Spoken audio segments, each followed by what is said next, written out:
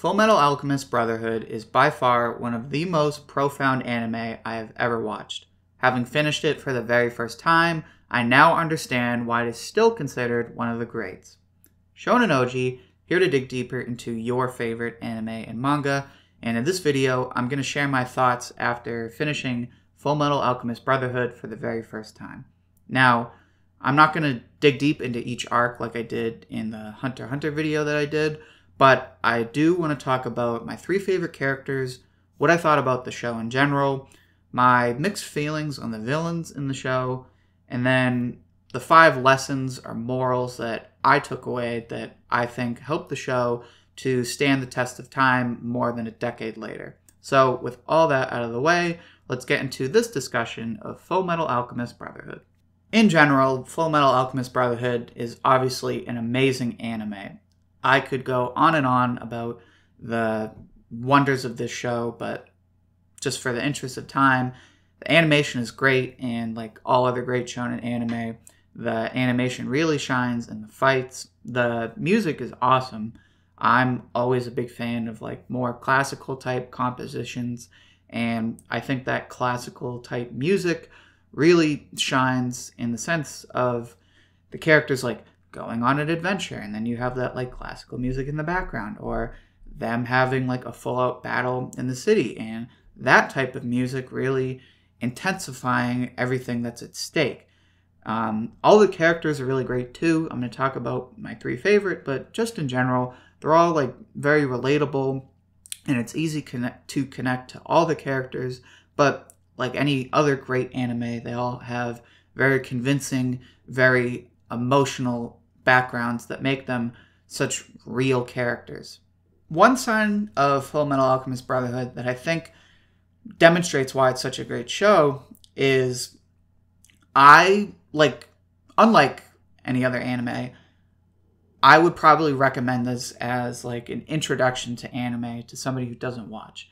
Because although it's cool to watch these fights, the characters in using alchemy and guns, it's not like this complex power system that you need context to understand. It's just, hey, they use alchemy. Hey, they use guns and all this stuff. It's simple, and just the story and the characters in general, it touches upon deeper meaning and like these sophisticated questions, themes of what does it mean to be human? What is the meaning of life?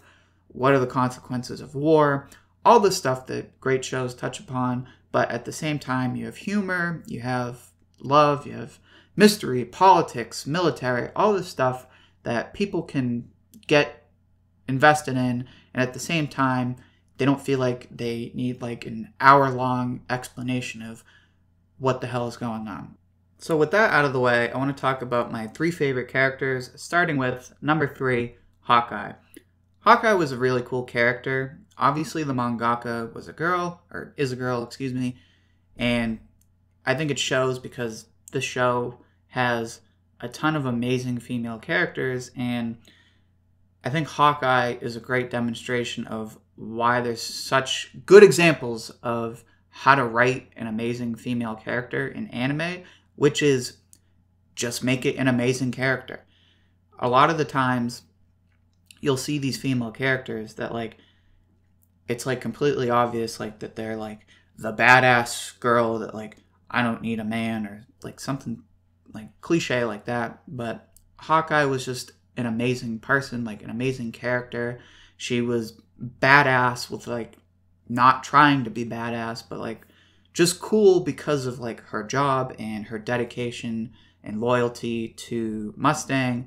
And personally, I connected with her because she was like a very like reserved character. Like she had all this pain and guilt in her life, but she didn't like let it dictate her personality, and she kind of put it all behind her, and she was a very quiet character, and she just sort of like followed orders but also like led from the background, and I really like that about her. But yeah, she was a really cool character, and she was also like very like tender. Like she had her dog that was very cute, and she had the scene with Ed where she was like in her PJs drinking tea or coffee, and they were just sitting and chatting. So she was a cool character because She was capable of killing people in cold blood, but she also understood like the consequences of war, and she also understood like subtle little things like Ed being in love with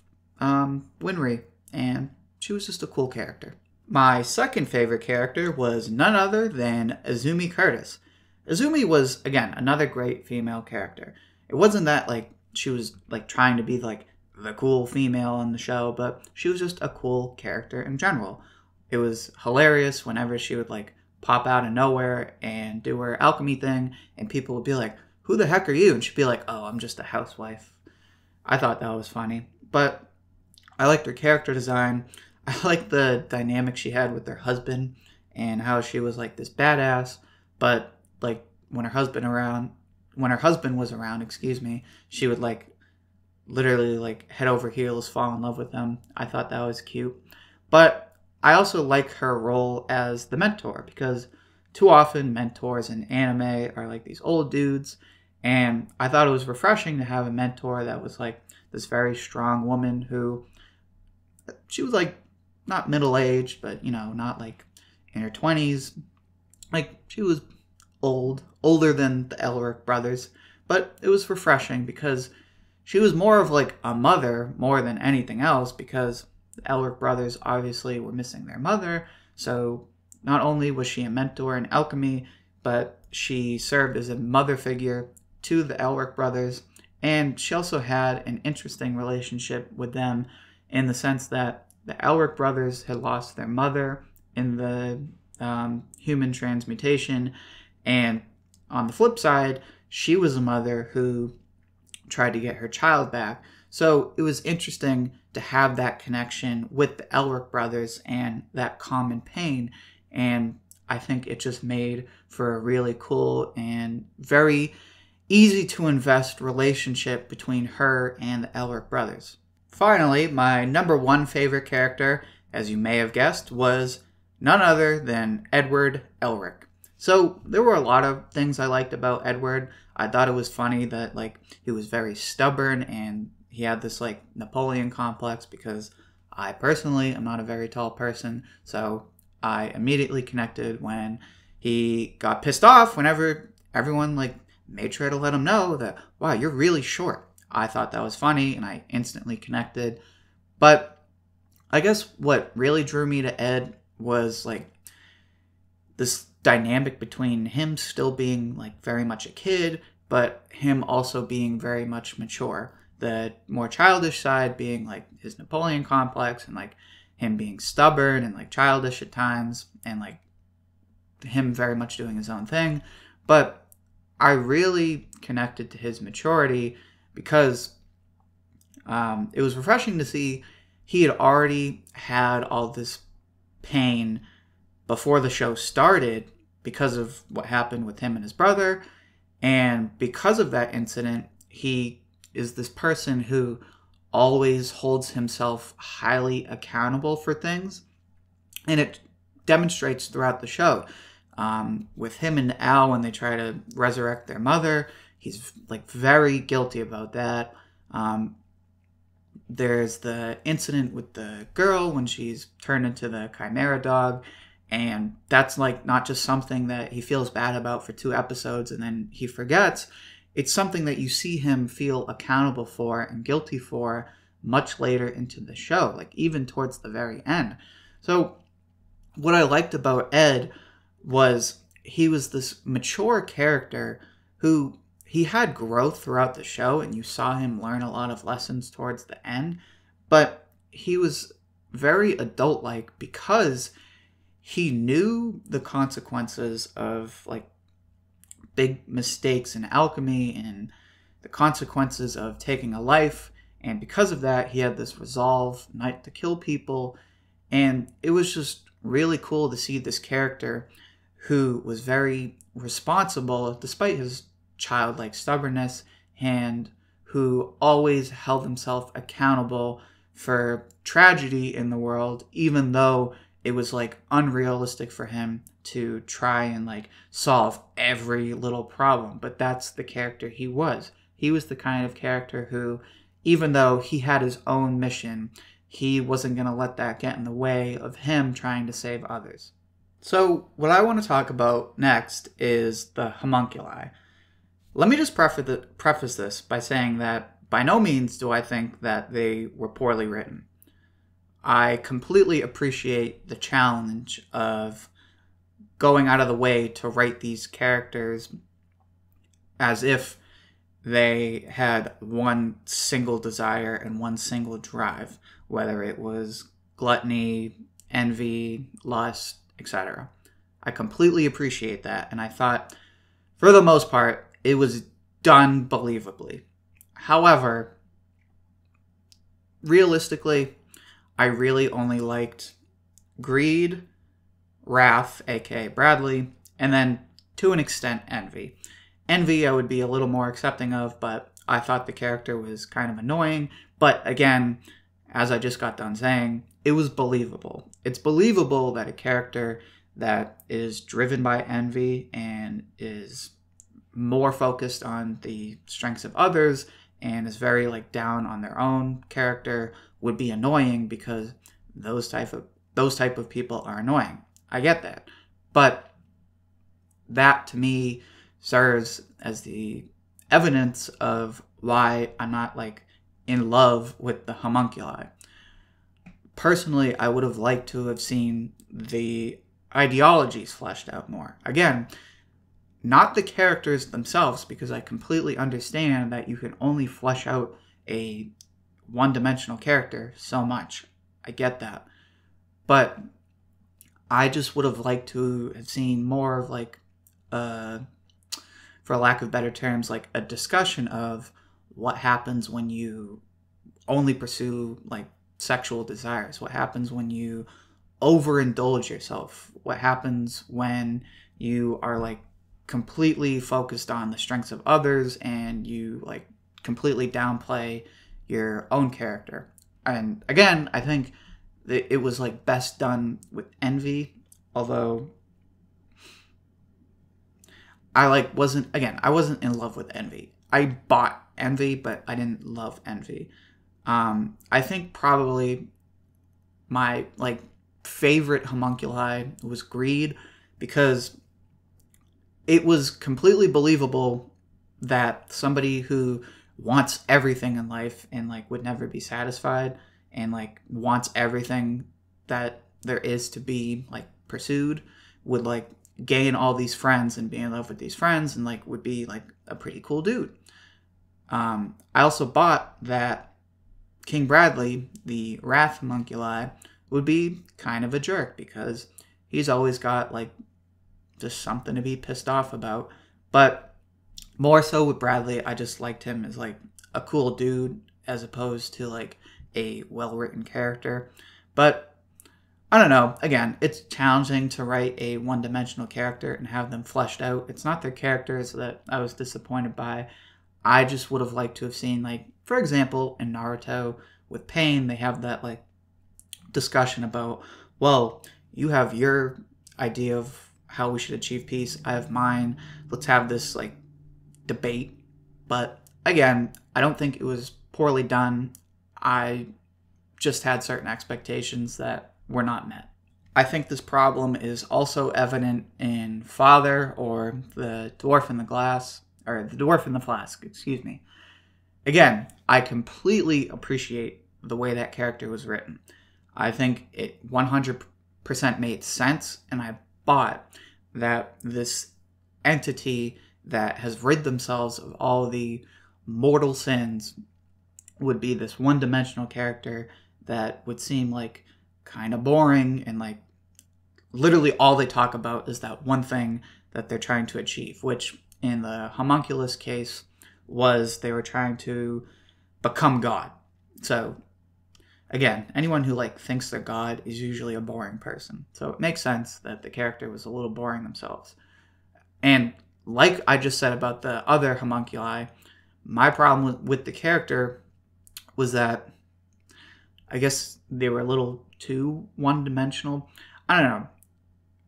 Like, I guess the problem with the show is that the character Ed already feels so much struggle within themselves, and there wasn't like a ton of conflict with villains. I guess really the only like philosophical struggle that Ed had, at least from what I understood, was with Kimberly, where they have the conversation about the resolve to kill versus the resolve not to kill. I really liked how that was done, and I would have liked to have seen more of that with Father.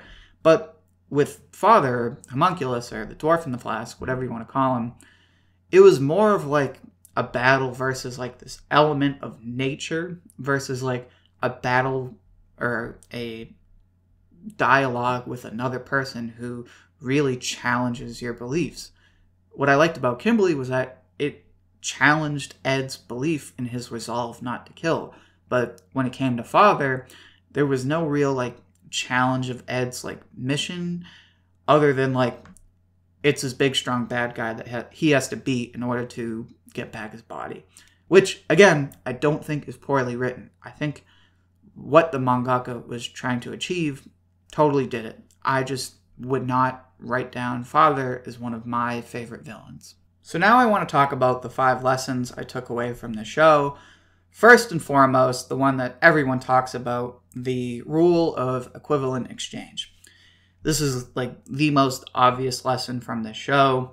You can't create something without sacrificing something. Very self-explanatory. Everyone understands this from their own experience and their own point of view. And personally, I don't think anyone could live their life without not only like acknowledging this rule, but also incorporating it into their own life. Because whatever you want to do in life, you have to understand that you're not going to accomplish anything. You're not going to get anywhere in life unless you understand that you have to forego something. If you're trying to literally just increase anything in your life, if you're trying to become a better singer, better driver, better partner, better parent, you have to understand that you need to forego something. You need to sacrifice your time. You need to practice. You need to sacrifice something in order to achieve what it is you want to accomplish. The second theme I want to talk about that I think might be underappreciated is the conflict between positivity and negativity and the resolve to kill versus the resolve not to kill. Obviously, there's a ton of conflict in the show, but what I took away from all this conflict was there's like this dichotomy between people who see tragedy in the world and they just embrace it and they become these monsters like Kimberly, versus people who experience pain and they do not want to contribute more to it, and they become characters like Ed who make a promise they're not going to contribute more, than going to have a resolve to be positive, a resolve not to kill. And while this is seemingly simple, like just don't be a jerk, I think it's something that people need to incorporate into their lives, because too often we like say to ourselves, okay, we see this tragedy and pain in the world, we see all this hate, obviously I'm not a bad person. No. This is something I talk about in my Todoroki video because it is very much a part of Todoroki's character in My Hero Academia and why he has to overcome it. But when we experience pain, there's this moment of darkness. You see this in Scar. You experience this pain and like it's like the world just falls from under your feet and you're in this darkness. You fall into this trap of hate. And there's this impulse to purge the world or to just like be a miserable person and devote yourself to like getting rid of the people who caused your hate. And I don't think that's productive. And I'm not gonna get political here, but I think no matter what you do in life, when you recognize like the things you don't want to be, you can't just like be like anti-hate. You can't be anti, you name it. You need to stand for something. So what you see with Scar is towards the end of the story, he's given this mission to restore the culture of Ishvala. And I think this is what we need to take away is you can't be just anti whatever. You need to have like a actual mission. So from this resolve not to kill, from this like stream of positivity and negativity, what I am saying is, don't just avoid what you hate or what you don't want to see. Figure out what it is that you value and decide how it is you're going to go about facilitating it, what you value, and how you're going to contribute to that. Another underappreciated lesson that I took away from the show was in the scene between Azumi and Olivier and the soldiers. They just interrogated one of the officers and they find out the conspiracy, and the soldiers are like, ugh, what are we supposed to do? Like, we had this belief in the military that it was this just order, and now that we know the truth, like, what do we believe in? And I think it was Azumi, but I think it was a combination of Azumi and Olivier, but they essentially say something to the effect of, when you have nothing else to believe in anymore, believe in yourself.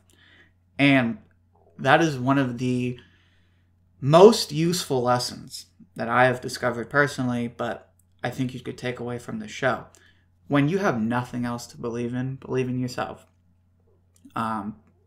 If you just live your life according to like having no regrets, I think you will live a pretty decent life. Now, when I say don't have any regrets, I don't mean live like there's no tomorrow, party all the time, do everything there is to do. I don't mean that. When I say believe in yourself, when I say live a life that you're not going to regret, I mean live a life of accountability and integrity. Live like Ed. Ed was this very accountable character, and he never did anything that he was going to hate himself for. Another example of this is when Hawkeye prevents Mustang from doing the human transmutation, because Mustang would have hated himself if he looked back and he was like, oh my god, I did that human transmutation. I know it was to save Hawkeye, but like, just don't do things that you know are wrong. Don't live a life of like blissful ignorance. Again, it ties into the resolve not to kill and like contributing to positivity rather than negativity. Figure out who you are, figure out what it is that you value, so then when you go out into the world, you're not just like handing off your moral responsibility to others, or like we see in the beginning of the show, don't just like sign off your consciousness to like some big higher power or religious order. Figure out who you are, what you value, and then make decisions based on those values. Don't just like write off who you want to be. Figure out who you are. On a similar note, another lesson that I really liked that I took away, although I don't think a lot of people would take away, is truth is something to be discovered.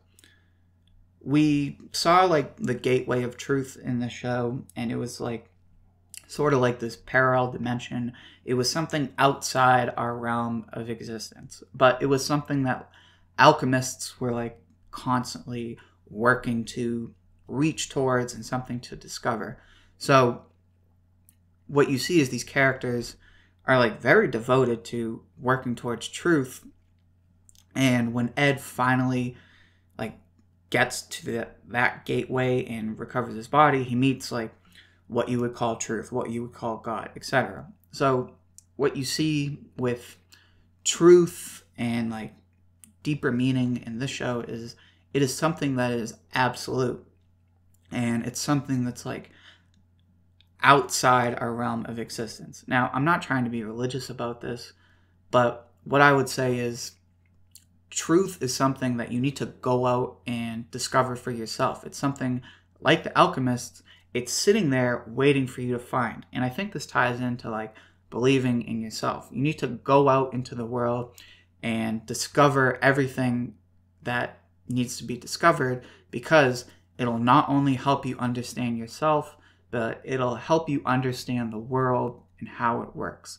So Whether it's reading books, whether it's meeting other people, go out there and learn everything there is to learn, and you will live a happy life. The final and probably the most important lesson I took away from the show was you can't just rid yourselves of your sins. So what I mean by this is we see what Father, he rids himself of the 7 sins, and he thinks like that's it. He's all set. Now he can just get the power and he can become God.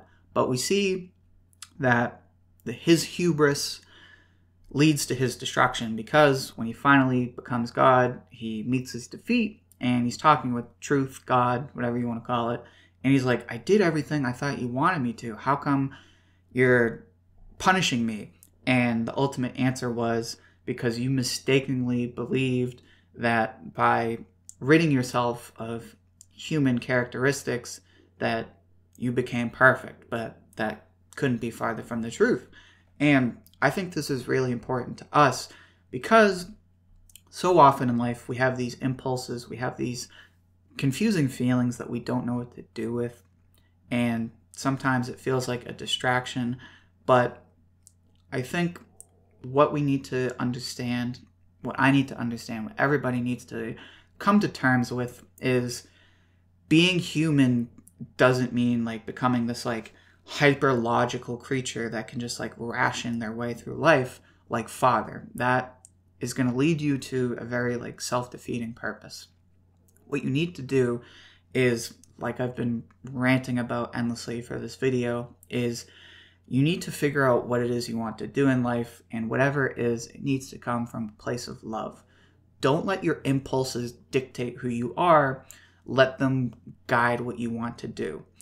What we saw with Greed is he had, at one point in the show, he said, we may be sins, but we're not inherently sinful. It's just a part of being human, and completely agree with that.